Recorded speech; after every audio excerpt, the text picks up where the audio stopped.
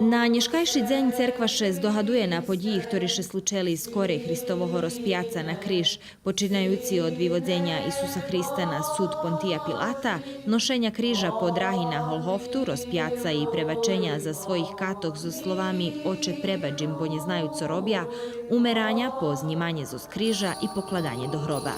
Svjati apostol Pavlo hvali, že keď bi Isus nje voskres, daremna bi bola naša vira.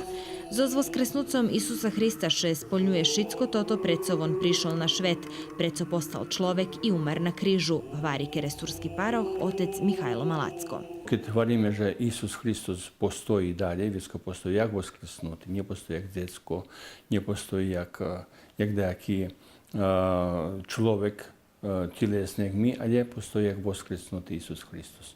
І у тим швету і ми бачимо свою будучність. І прето і Святий Павло говорить, хто з Христом умре, зо з ним і воскресне. І кожне ховання у створності є патрене з боку воскреснуться. І прето і шпіваємо на ховання, не чихо зме.